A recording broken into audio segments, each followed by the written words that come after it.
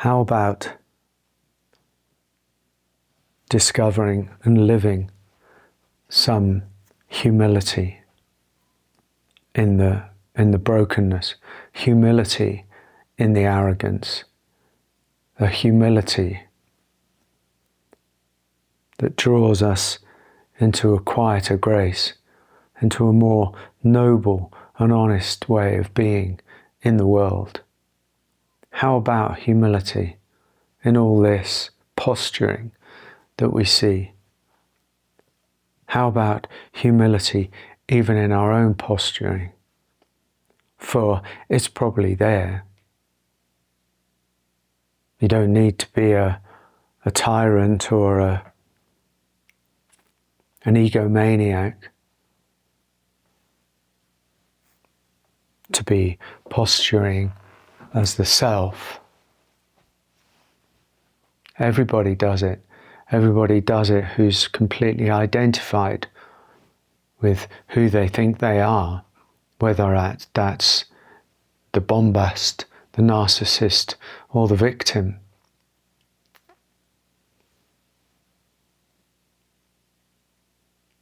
Humility is one of the most difficult things for an ego,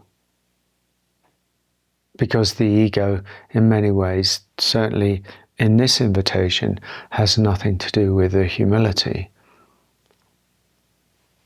An ego can soften, but ultimately an ego can't let go of itself.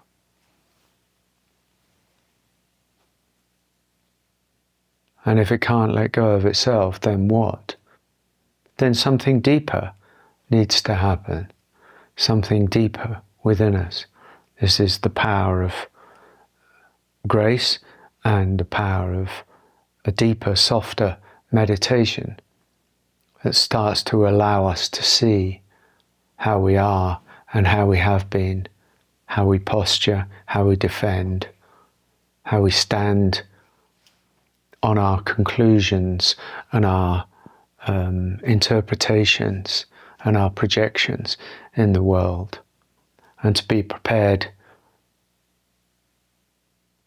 in seeing them to let go of them, for they only define us when we hold on to them, and when we stop holding on to them, who are we? This is the greatest question. Who are we? Not who are we that needs an answer, but who are we that doesn't need an answer, but just takes us into the unknown. Humility in the brokenness, humility in the fire, humility in the world. Because when we open to humility, and usually something has to yield, some aspect of us, some rigid idea of ourselves has to yield in order to know humility. It's very difficult to do it for ourselves. Usually there has to be an experience of some kind.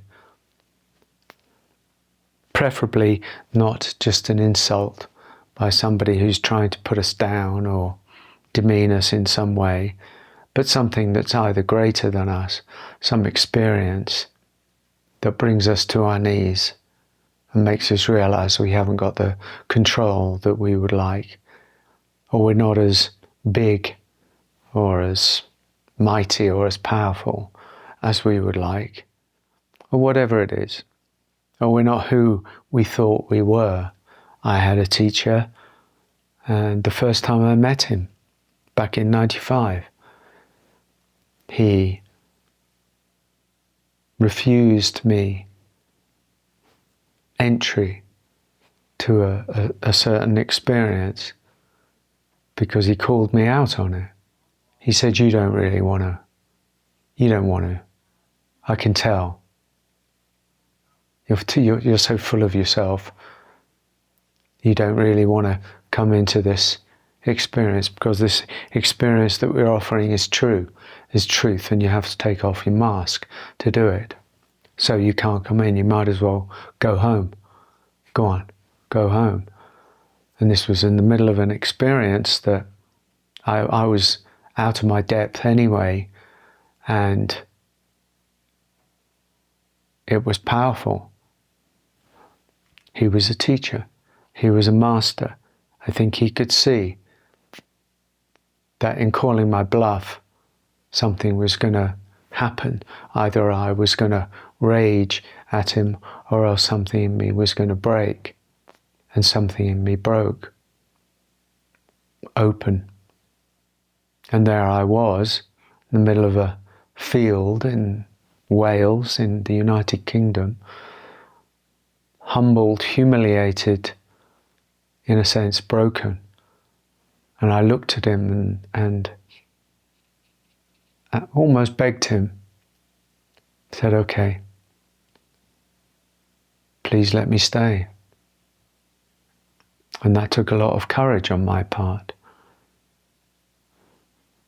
And he said, do you want to?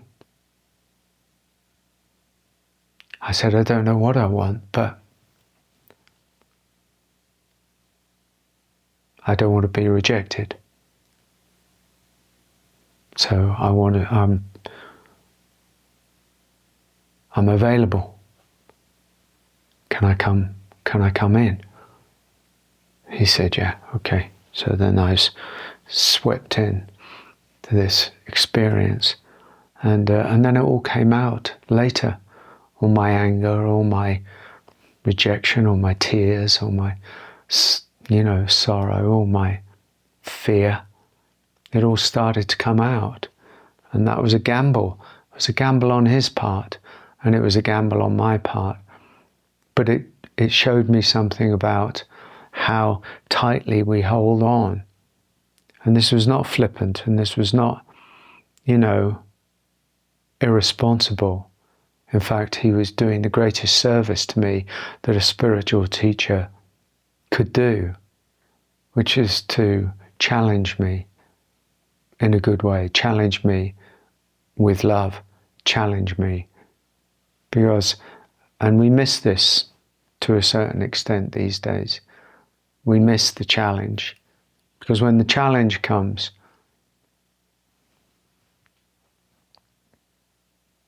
then it's frightening. And so we turn away. Our tendency is to turn away because we don't want to be humiliated. And that's understandable.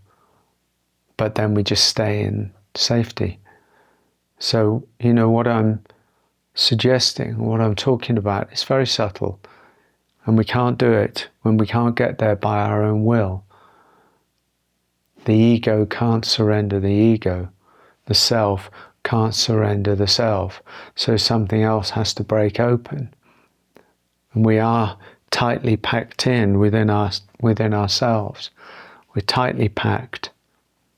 And we're very protective, even in our whatever it is, victimhood, or our suffering state, or our aggrandized state, whatever it is, whoever we are, we're actually quite tightly packed in and very protective of ourselves, and rightly as well. That's not wrong, but there's a time and a place. There's a time and a place for the tightly packed sense of ourselves to start opening a little bit more. And that threshold, that bifurcation point, cannot be done by the self itself. So something else needs to happen. And that something else can be, actually, it doesn't almost these days need to be necessarily a third person. It could be this. It could be these words of an invitation to live a deeper humility. Because sometimes just holding on with the self only perpetuates the suffering. So, bless you.